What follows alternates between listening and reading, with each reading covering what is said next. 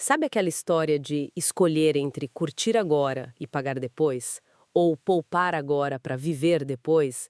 Então, hoje a gente vai fundo num tema onde essa escolha coletiva, digamos assim, é crucial. A previdência social aqui no Brasil.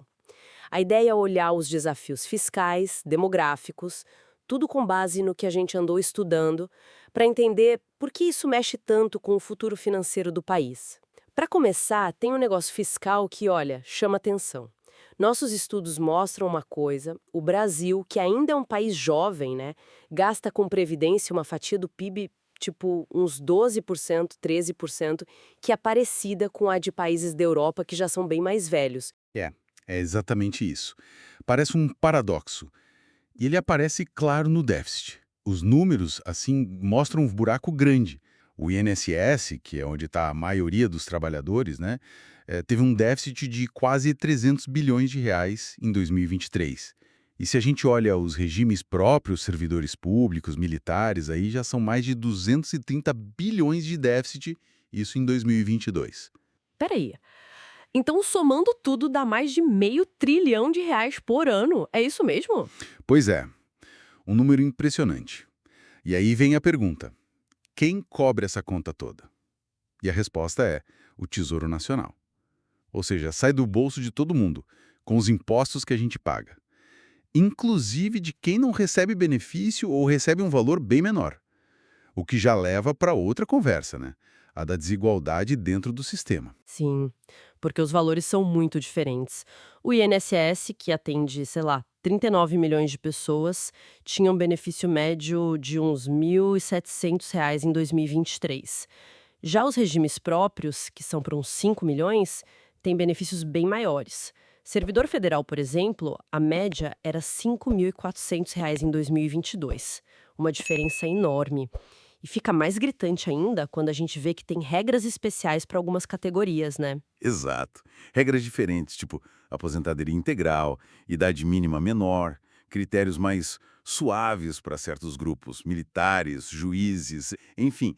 Isso cria não só essa diferença no dinheiro, mas o que o pessoal chama de cultura de privilégios, sabe?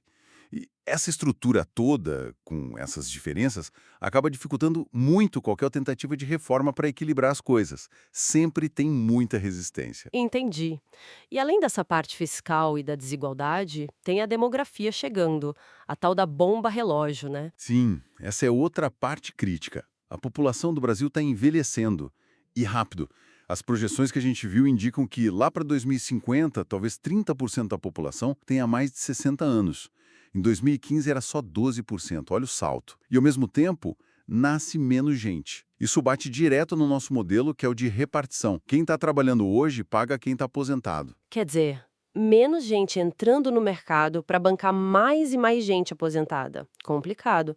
E a informalidade, que é alta no Brasil, e o MEI, o microempreendedor individual, isso piora a situação. Com certeza. Muita gente na informalidade não contribui, mas pode precisar de ajuda lá na frente, tipo assistência social. E o MEI, que foi importante para formalizar, né, tem uma contribuição bem baixa, hoje uns R$ 70 por mês, só que dá direito a um salário mínimo de aposentadoria.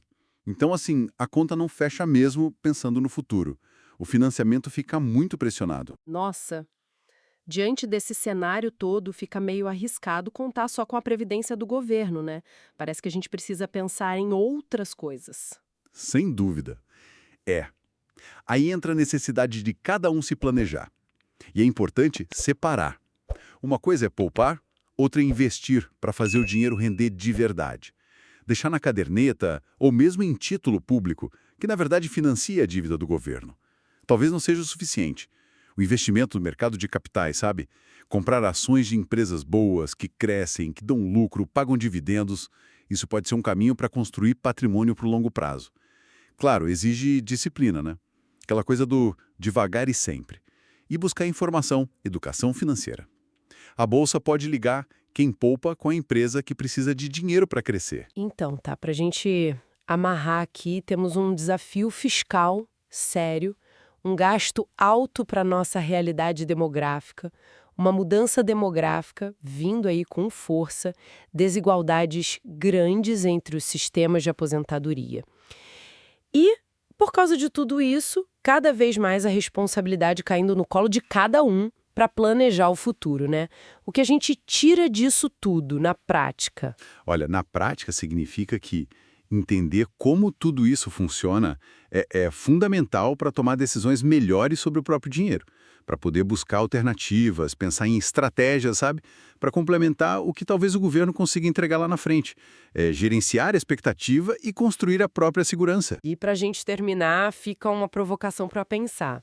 Com essa pressão toda no sistema público e essa cultura que a gente tem, às vezes, de ter medo de risco, como os estudos apontam, como é que a gente pode, individualmente e como sociedade, virar essa chave? Incentivar mais o investimento de longo prazo, essa construção ativa do futuro financeiro, mesmo com tanta incerteza. Fica aí a reflexão.